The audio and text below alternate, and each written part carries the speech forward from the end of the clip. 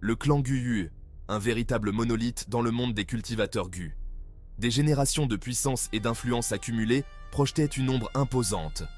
Pourtant, entre ces murs, une lutte de pouvoir silencieuse faisait rage. Le pouvoir, tel un serpent venimeux, s'enroulait autour du cœur de ses membres. La hiérarchie complexe du clan, une toile tissée d'ambition et de liens du sang, en ressentait la tension. Les vents du changement soufflaient, portant avec eux des murmures de dissidence et de rébellion. Au cœur de cette tempête naissante se trouvait Gu Yuemochen, le fils aîné du chef du clan. Ses épaules, larges et habituellement droites, portèrent le poids des attentes. Il était l'héritier présomptif, destiné à mener le clan vers un avenir glorieux. Mais une ombre s'était abattue sur son chemin, une ombre projetée par l'ascension inattendue de Fang Yuan. Mochen avait toujours été un exemple brillant des idéaux du clan Guyue. Depuis son plus jeune âge, il avait été formé pour incarner les valeurs de son clan, et il avait toujours répondu aux attentes avec une détermination inébranlable. Respectueux, discipliné et puissant, il excellait dans toutes les formes de cultivation Gu. Ses compétences étaient inégalées, et il maîtrisait chaque technique avec une précision et une grâce qui laissaient de ses pairs en admiration. Il inspirait le respect et l'admiration. Son nom était murmuré avec un mélange de crainte et d'envie. Partout où il allait, les gens se tournaient vers lui pour obtenir des conseils et de l'inspiration, voyant en lui un modèle à suivre. Il avait préparé toute sa vie à prendre les rênes du clan, à le guider vers des sommets encore plus hauts. Chaque décision qu'il prenait était mûrement réfléchie, chaque action soigneusement planifiée pour assurer la prospérité de son clan. Mais l'apparition soudaine de Fang Yuan a tout bouleversé. Cet étranger, avec ses méthodes impitoyables et son ambition sans bornes, a jeté une ombre sur tout ce que Mochen avait construit. Son ascension fulgurante dans les rangs, alimentée par la ruse et la cruauté, était un affront à tout ce que je chérissais. Chaque victoire de Fang Yuan semblait éroder les fondations mêmes de notre clan, remettant en question les valeurs que nous avions toujours défendues. Je vois en Fang Yuan le reflet de mes pires craintes, la preuve que le pouvoir peut être saisi et non gagné. Il représente tout ce que je redoute, un rappel constant que la force brute et la manipulation peuvent parfois triompher de l'honneur et de la tradition. Mon cœur souffre d'un mélange de ressentiment et d'appréhension. Chaque jour, je me demande si mes années de préparation et de dévouement seront suffisantes pour contrer cette menace imprévisible.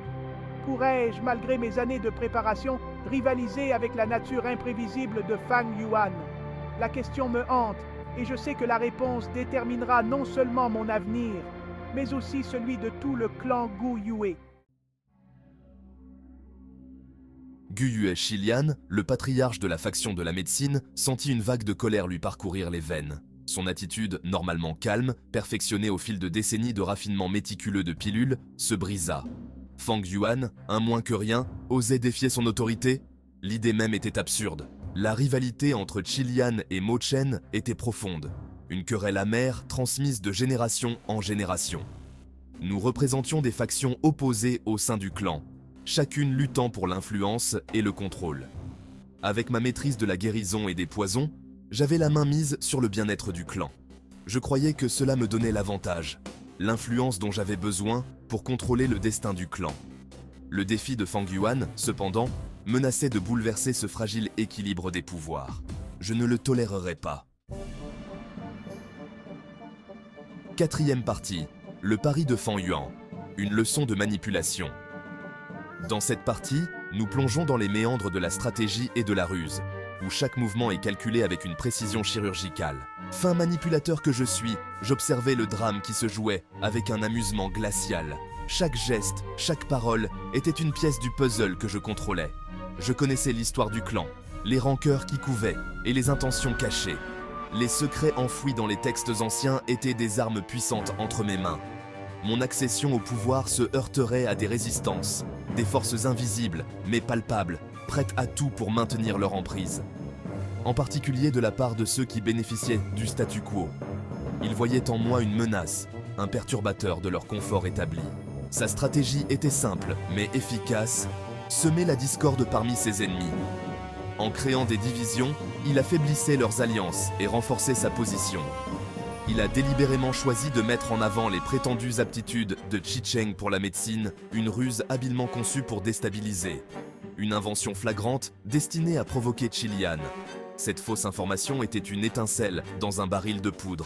Fang Yuan savait que le fier patriarche verrait cela comme une menace directe, une attaque contre son autorité et son héritage, un défi à son autorité et à sa lignée. Et il avait raison. La tension montait, les regards se durcissaient et les mots devenaient des armes. La réaction de Qilian a été à la hauteur de ses espérances, et même au-delà. Le clan était en ébullition, chaque membre prenant parti, et la discorde semée par Fang Yuan portait ses fruits. Cinquième partie, le verdict du clan, justice ou opportunisme. Les aînés du clan, le visage marqué par l'inquiétude, se sont réunis pour faire face à la crise grandissante. Chaque regard échangé dans la salle était lourd de sens. Chaque ride sur leur front témoignait de la gravité de la situation. Le défi effronté de Fang Yuan à l'autorité de Qilian ne pouvait être ignoré. Son acte de défiance avait ébranlé les fondations mêmes de leur société, remettant en question l'ordre établi. Pourtant, ces réalisations, aussi peu orthodoxes soient-elles, étaient indéniables.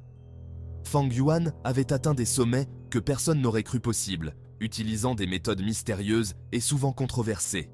Il avait accompli ce que personne d'autre n'avait pu faire en s'assurant des ressources vitales et en forgeant des alliances qui profitaient au clan. Ces alliances avaient renforcé leur position et assuré leur survie dans des temps incertains. Le débat a fait rage pendant des heures, chaque aîné pesant les conséquences potentielles de sa décision. Les voix s'élevaient, les arguments fusaient, chacun défendant sa vision de ce qui était juste et nécessaire. Fallait-il punir Fang Yuan pour son insubordination en maintenant les traditions et la hiérarchie du clan? La punition serait un message fort, réaffirmant l'importance de l'ordre et de la discipline.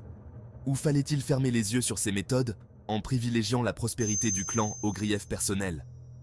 Ignorer ces actions pourrait signifier une nouvelle ère de prospérité, mais à quel prix pour les valeurs du clan? Le poids de leurs décisions, lourd du potentiel de fracture du clan, pesait sur eux comme une épée. Chaque aîné sentait la pression de l'histoire sur ses épaules, conscient que leur choix déterminerait l'avenir du clan pour les générations à venir.